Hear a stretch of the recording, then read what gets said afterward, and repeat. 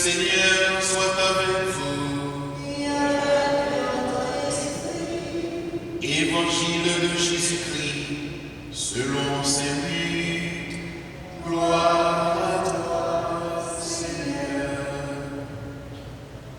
Saint Luc, au chapitre 12e, les versets 35 à 40. Jésus disait à ses disciples, « Restez en tenue de service et gardez vos lampes allumées. Soyez comme des gens qui attendent leur maître à son retour des noces pour lui ouvrir dès qu'il arrivera et frappera à la porte. Heureux les serviteurs que le maître, à son arrivée, trouvera en train de veiller. Amen, je vous le dis, il prendra la tenue de service, les fera passer à table et les servira chacun à son tour. S'il revient vers minuit ou plus tard encore et qu'il les trouve ainsi, heureux sont-ils. Vous aussi, tenez-vous prêts, c'est à l'heure où vous n'y penserez pas que le Fils de l'homme viendra. Alléluia.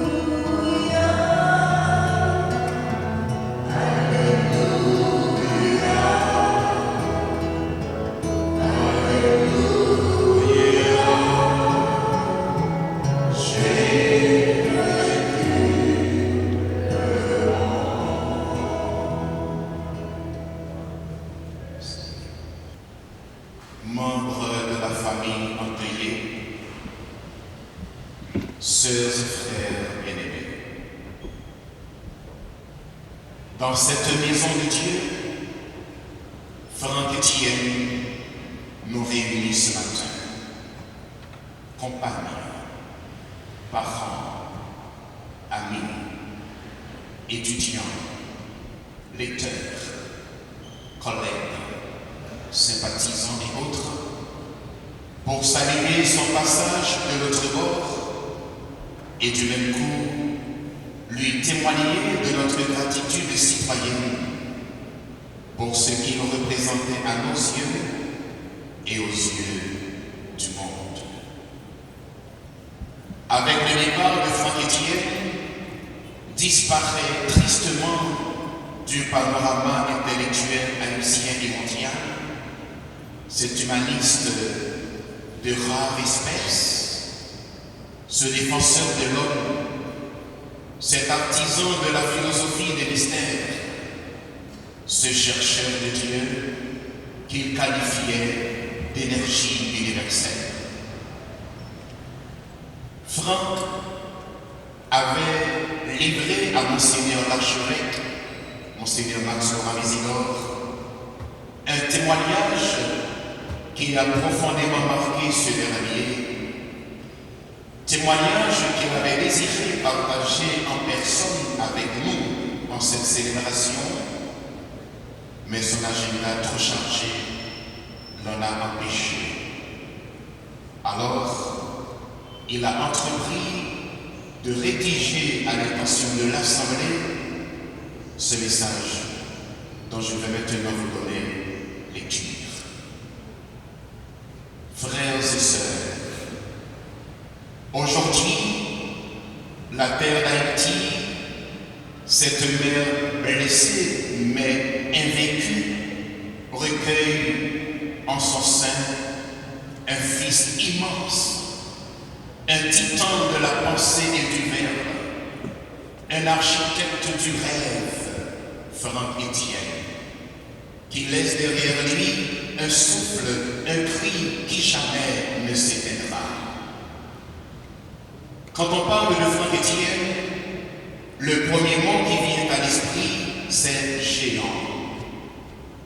Dans le paysage littéraire, il est un massif à lui seul, avec une œuvre prolifique et vertigineuse. Sa production littéraire, forte d'une 60aine de titres, témoigne d'une créativité inépuisable et d'un engagement sans faille.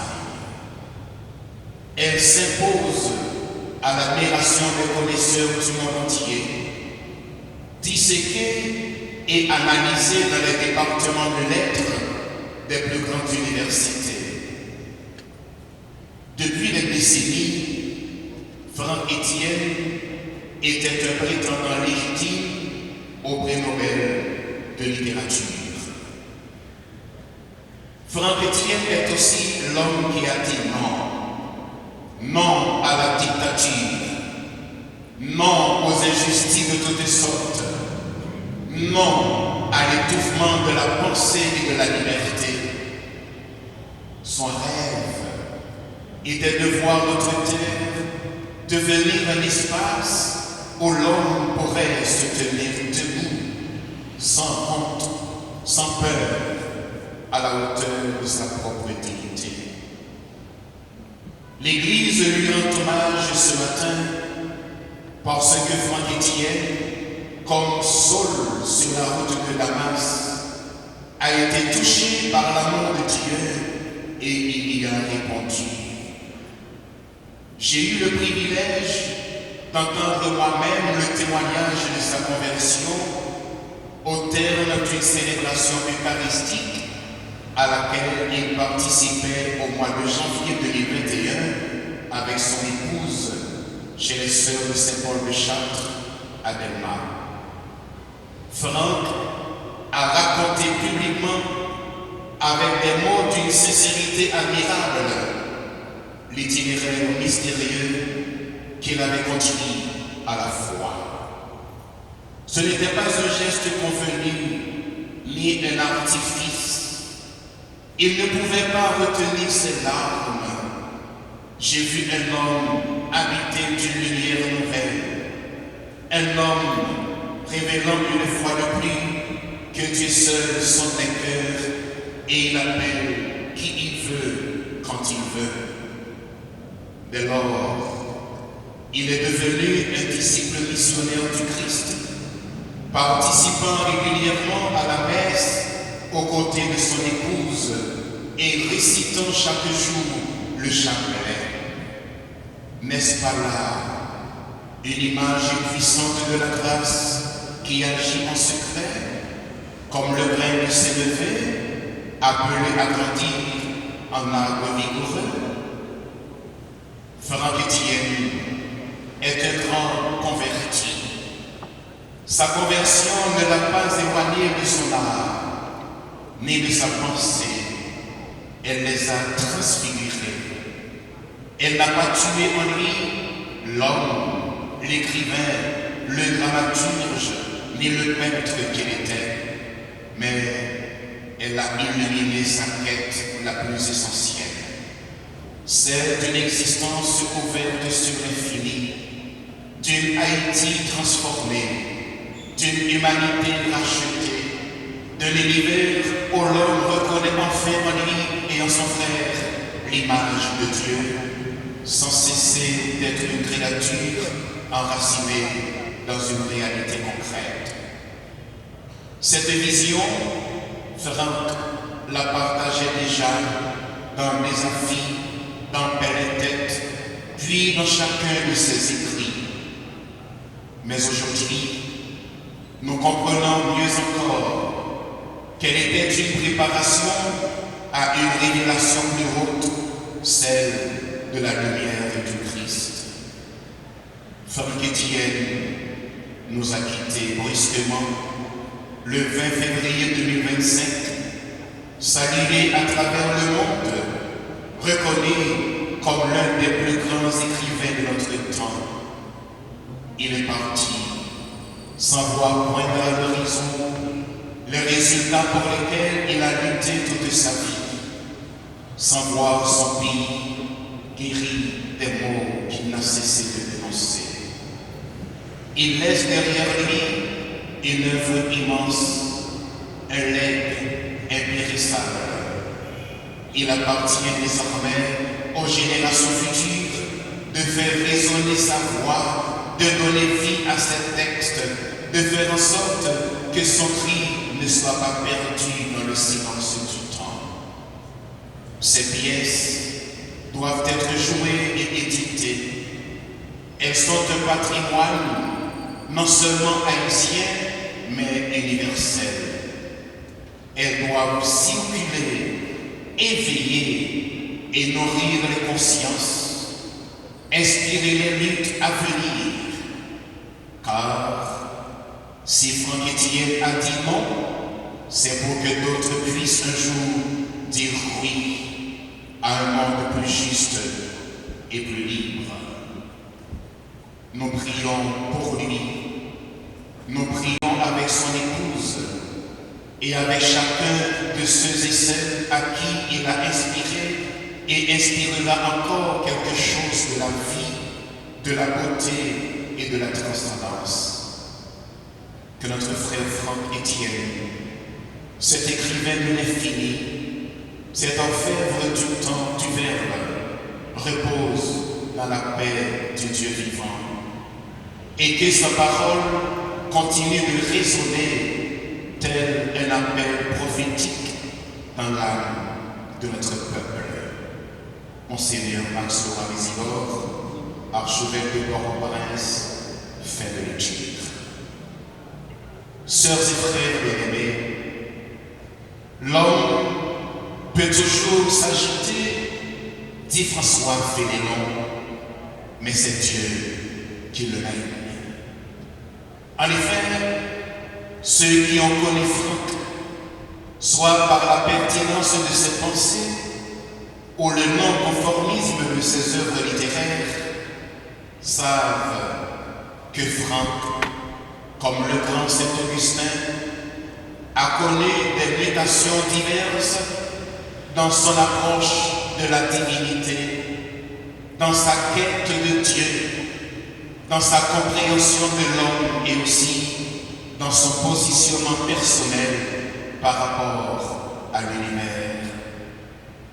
Les témoignages, les multiples témoignages le concernant s'accordent pour affirmer que cet homme avait une vision claire de la mission qui a été la sienne auprès de ses frères. Et c'est précisément dans l'exercice de cette mission qu'il avait compris que le service gratuit, c'est ce qui donne sens à la vie de l'homme sur cette terre. C'est ce message que Jésus nous apporte dans l'Évangile lorsqu'il a demandé aux siens de rester en tenue de service et proclamer bienheureux les serviteurs qu'il trouvera en train de veiller à son retour. Oui, heureux seront-ils, car le jugement dernier se basera fondamentalement sur la qualité du service rendu aux petits. Chaque fois que vous avez été serviteur ou servante des petits qui sont mes frères, c'est moi que vous avez servi, dira Jésus. Cela signifie, sœurs et frères bien-aimés, que la religion qui sauve la vraie n'est autre que celle du service sincère. Le sage Ben Sirac, que nous avons écouté dans son livre, nous enseigne que les vrais serviteurs, les hommes et les femmes de bien, ne seront pas oubliés, confortés par l'immensité, la profondeur et l'authenticité des œuvres de Franck. Nous croyons qu'il devrait s'inscrire dans cette dynamique des gens de bien dont les noms resteront vivants pour des générations ici et ailleurs. Après avoir engagé toute son énergie à honorer Haïti, sa culture et son peuple, Franck, au soir de sa vie, a tristement assisté à cette chute des valeurs de l'être haïtien, à cette décrépitude des structures fondamentales de la nation haïtienne. Toutefois, même dans cette dernière prise de parole, il n'a pas manqué de dénoncer cette domination de l'obscurantisme, cette absence totale du patriotisme, cette arrogance du pouvoir, cette lutte aveugle pour les avantages, les positions et les postes, ce déficit du bon sens, cette gestion exécrable des affaires de notre pays, cette décroissance morale, cette haine implacable de l'haïtien contre son frère innocent, cette volonté acharnée de détruire, cette tuerie écœurante, cette tragédie de la méchanceté inimaginable qui menace de tout basculer. Franck s'est éteint dans la désolation devant cette déchéance totale de l'humanité sur notre terre. Déchéance à laquelle nous assistons impuissants, exténués, révoltés. Franck s'en est allé tandis que les armes criminelles, si nombreuses, trop nombreuses, poursuivent résolument leur mission téléguidée de tuer tout espoir de salut pour Haïti. Haïti l'a trahi, Haïti l'a mal aimée, Haïti la malchanceuse, Haïti hélas, Haïti pour diable, Haïti débrousaille, dit Franck. Enfin, chers et frères bien-aimés, Franck a fait sa part de service et remplit dignement ici l'espace qui lui a été assigné. Que le Seigneur en retour le récompense en faisant briller sur lui sa lumière en plénitude et que son âme entre dans la paix et la beauté éternelle.